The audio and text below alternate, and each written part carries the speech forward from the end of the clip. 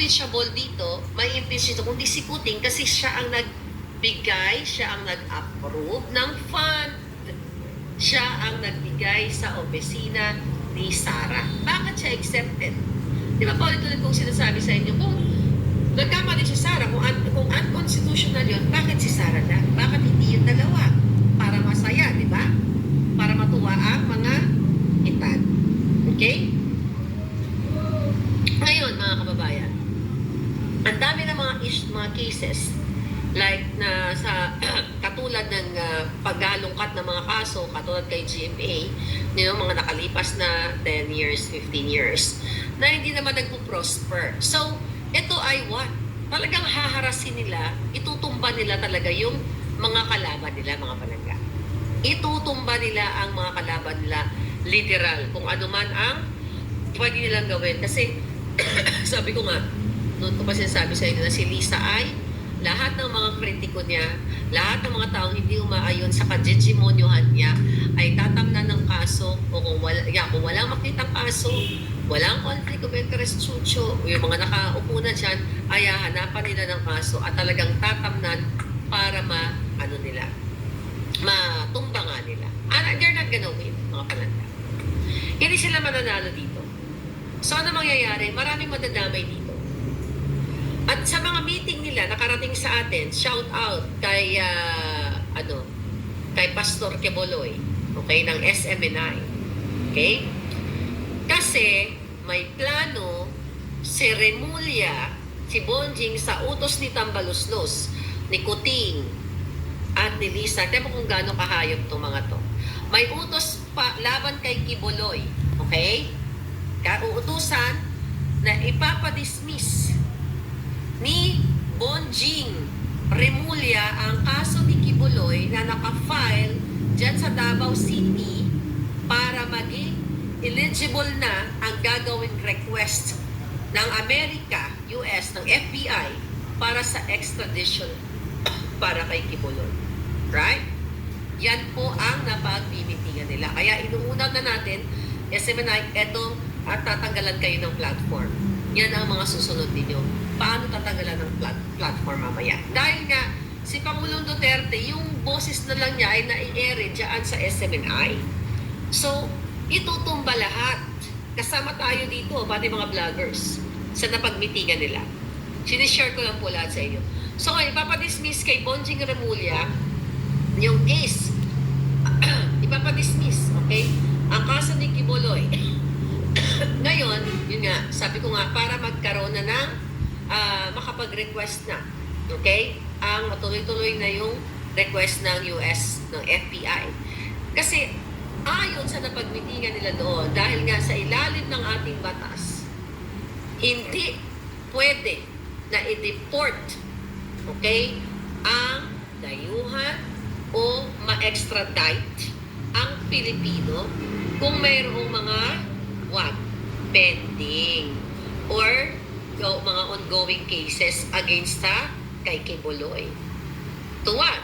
Dahil sa primacy of Philippines jurisdictions over persons residing in the Philippines. So ngayon mga palangga, so ipapadismiss kay Remulla yung mga kaso ni Quiboloy kasi hindi pala pwedeng, hindi pala pwedeng i-turn over si Quiboloy as request ng FBI para ma-extradite siya hanggat may mga ongoing cases. Tandaan nyo ito mga sinasabi ko kasi ito yung laman ng kanilang playbook na nakakarating sa atin na hindi nila may puting asay sa loob. Fresh na fresh ito mga palangga. Ngayon lang to. So yan ang gagawin nila kasi nga gusto nilang tigihin na rin ang SMNI dahil si SMNI ay dyan lang ang hingaan ni Pangulong Duterte, dyan lang siya nakakapagsalita dahil hindi naman siya i-cover ng mga mainstream media dahil na ibang mainstream media kasi nasungal-ngalan na nga ni Lisa, ni Tambaluslos ang mga bunganga ng mga bayarang mainstream media o maaari sila ay natatakot din kasi nga martial law na nga sa Pilipinas. Di ba? Silent lang. Pero ngayon di na silent kasi pinapaalam na natin sa inyo. Ang plano nila, mga kababayan, sunod-sunod, okay, Sara, Duterte, PRRD, then Kibuloy, ipapa-extradite nila sa Amerika. Yan po ang kanilang plano ngayon. Closure ng SMNI, susunod na yan. Kasi nga, mga palangga, sabi nga ng mga may mga reporter tayong mga kaibigan, no, mga hindi naman ganun ka bida-bidahan, na sabi nila sa akin, Miss Marlica, kahit kami natatakot din, wala kaming magawa. Smart silent, parang martial law na talaga ngayon sa Pilipinas. Kasi tingnan mo, di ba? Nananahimik sila lahat. Dati diktador sila, nananahimik yung traditional media, mga palangga. Dahil nga natatakot sila. Hindi mo rin masisisi mga hinahitan. Dahil natatakot sila, dahil sinisindak sila ni Marcos Ahas at ni Tambaluslos, Marcos Kuting, ni Tambaluslos. Itong administrasyon na itong lahat ng media na to, kapag naging critical ka, ay yayariin ka. Kaya ang SMNI, maganda-handa kayo. Dahil kayo na nga lang ay naasahan ni Pangulong Duterte, di ba? Kayo yung platform. Kayo yung platform ni Pangulong Duterte. Imagine mo, buha ka ng hinang Marcos Jr. to. Ang laki ng naitulong ng SMNI dun sa scripted debate na yun. Remember that? Talagang napakawalang hiya ng gobyerno ninyo. Ng gobyernong puting anahas. Napaka-ungrateful. Pag wala ka ng silbi, itatapon ka na nila. Pag hindi ka pwedeng makialyado sa kanilang smuggling, bribery, kung anumang kawalang hiyang business, out ka. Kung kaya nilang gawin to, mga kababayan, sa mga taong kahit pa paano may influence na sa former president, how much more sa inyo at sa akin. Pero nag-iingat tayo at hindi natin silang hahayaang manaig sila sa kahayupan nila. Hindi tayo papayag na mapatay na lang tayo ng ganun-ganun na lang. Kailangan malaman ninyo. So ngayon, SMNI. Diba? So ano nangyayari? Yan po ang plano nila na ipapatumba si Kibuloy. Ipapa-extradite. Right? Papa-dismiss lahat ng kaso niya sa Pilipinas kasi ayon sa batas, hindi siya pwedeng mapa-extradite hanggat may mga kaso siyang ongoing sa Pilipinas. Yan, Pastor Kibuloy, alam mo na ngayon. Yan po ang plano sa inyo. Alright? So yan yung paraan, mga palangga. Ang paraan ni Lisa, ni Tambaluslos para patahimikin ang SMNI at ipasara. Hahanapan nila ng violation. Okay? At kung ano-ano para maitotally mapasara kayo SMNI. I hope alam nyo na ngayon. Sabi ko nga, mga kababayan, inilista ko kanina, kasama dito sa pinag-usapan nila, nabanggit ang saksi. Saksi ngayon at Remate Tabloid. Dahil ito na lang pala itong saksi at saka Remate ang medyo ang critical sa Pilipinas na mga dyaryo at mga online media. So ngayon, nabanggit din kayo, kung sino man kayo dyan sa likod nito, mga palangga, yung mga owner niyan, ang plano ni Kuting, ni Tambaluslos, ay maipasara yung mga media platform ninyo.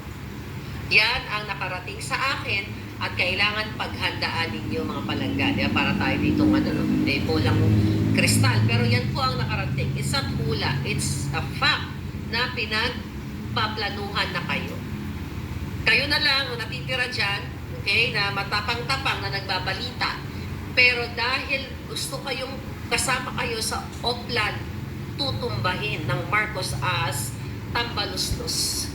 Okay? Yung tatlong jeje mo na yan. So, ang gagawin nila, ayon sa napagmitingan, eto daw mga hita. So, susubukan nilang akitin or sungkitin o i-offeran yung mga writers ninyo, diba? Aalukin kayo ng na magsulat sa mga media entities sa ibang mga dyaryo o ibang kumpanya doon sa mga kontrolado nilang company. So, o-offeran kayo ng malaking sweldo para malaking sahod. Yung mga writers po, yun daw ang target ni Lisa ngayon, na offeran kayo, galing sa pera ng bayan, na ikaw, Remate, ikaw, saksi, o sige, magkano sweldo mo, 20,000, double ko yan. Lumipat ka lang kunyari kay Manila Bulletin kunyari, or Inquirer kunyari, ganon. So kapag hindi ka pumayag dahil may paninindigan ka, mga palangga, di ba? Ayaw mo pumayag just sa sa ano na yon, sa sweldo na yun, dahil gusto mo, tuwang-tuwa ka dahil i-criticize mo yung jutang ginimang gobyernong ito, di ba? So, ang gagawin nila ngayon, kung ayaw mong pumayag, ito yung binubuo nilang plano. Actually, buo na eh. Dito, pinag-uusapan nila sa Amerika. Hahanapan kayo ng violation. Ano yung violation? Sisilipin nila ngayon ang inyong mga BIR record. Ito na yung sinasabi ko sa inyo. Napansin nyo kayo? Not only artista, kundi kayo mga media men. Hahanapan yung mga BIR reports ninyo kung may mga discrepancy ba o kung wala, lalagyan nila ng discrepancy, lagyan nila ng pwedeng itanim nila sa inyo para manahimik kayo. Diyan sa saksi and remate. Yan po mga kababayan ang gagawin ng gobyernong ito. Ginam kung gaano kahayo. Sa kanilang pagnanais na maiupo nila si Sandra na nambubugbog ng jowa katulad ng kanyang nanay, katulad ni Ahas Mags, hanggang sa 2034, nasa mga kamay niyo uli, Palangga, Duterte supporters, Isko, Macchia, whatever supporter ng bayan na lang. Kung para kayo sa Pilipino, it's speak up day. Speak up time na, huwag yun ang patagalin, mga Palangga. So, di ba sabi ko nga sa inyo, I think may vlog ako sa inyo na si Attorney Vic, namimiss pa ni Coting. Alright. So, nakasama din siya sa pinagmitingan, okay? Sa pinagplanuhan, dito sa playbook ni Lisa Ahas, ni Tambalustos at ni Coting. Okay? Actually, Attorney Vic, kung nakanonood ka, binabantayan ka rin. Okay? Binabantayan nila si Attorney Vic. Inaatasan nila yung mga troll nila dyan, yung sa presidential communications. Babantayan bawat kibot ni Vic. Papaano? Kung nakipag-alyansa na ba si Attorney Vic kaya Sara o kaya GMA? Diba? Kasi binabantayan ng Malacanang now. Dahil sa tingin nila, diba? Sa tingin nila na mas lalong mag-iingay ang GMA, ang Duterte, kapag sumanib puwersa na si Attorney Vic Rodriguez. Kaya manawagan na Attorney Vic Rodriguez, sumanib na siya sa atin. Diba? Sumanib na siya para sa taong bayan. Kung para sa taong bayan talaga, dapat sama-sama tayo. Dahil isa siyang pinasura eh.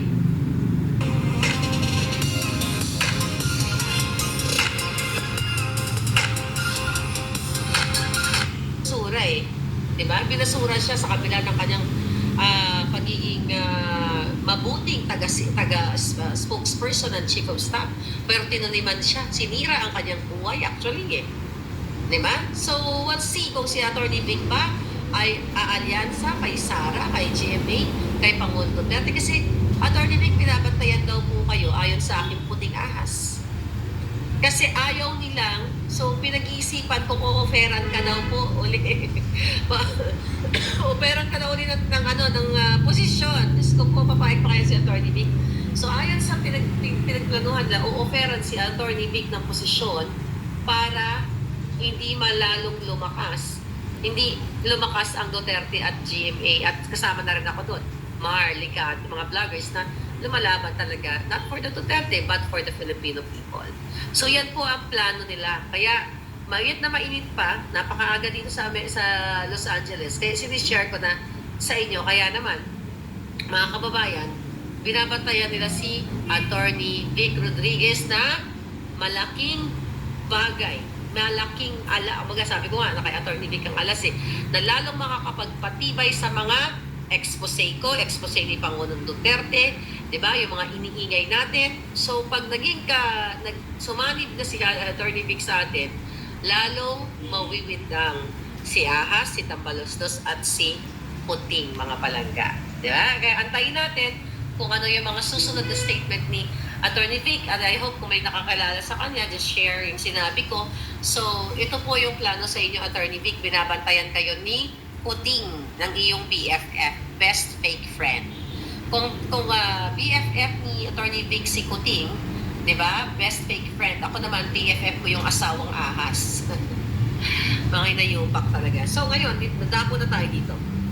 So, kasama sa kanilang playbook, sa kanilang plan, okay, eliminate the enemies, mga kababayan, ang mga vloggers. At number 1 sa listahan, ang inyong lingkod, si Maharlika, ang fair lady ninyo. Ngayon, ang gagawin nila, kaya di ba sabi ko sa inyo, may nagtanong sa akin, ilang beses nagtanong sa akin, name your price. So malaking halaga po ang gustong i-offer sa akin. Tatanggapin ko ba o hindi? Ano ang kapalit? Grabe ha? Alright. O ulitin ko. Shout out dyan kay Pastor Kibuloy sa Seminay. Pinagplanuhan pala kayo na ma-eliminate yung station ninyo dahil dyan lang kasi nakapagpalabas ng boses si Tatay Digong. Okay? At ikaw, Attorney Vic Rodriguez, shout out sa iyo. Binabantayan ka pala. Sabi ni Maharlika, galing sa kanyang puting ahas. Kaya ingat at sana magsasalita ka na, Attorney Vic Rodriguez. Dahil ito ang plano ng mga demonyo ngayon na politikong gobyerno. Na patatahimikin ang lahat ng mga nagsasalita, lahat ng mga kritiko sa gobyerno daw ito para makamkam nilang lahat ang mga plano nila. Yun lang po.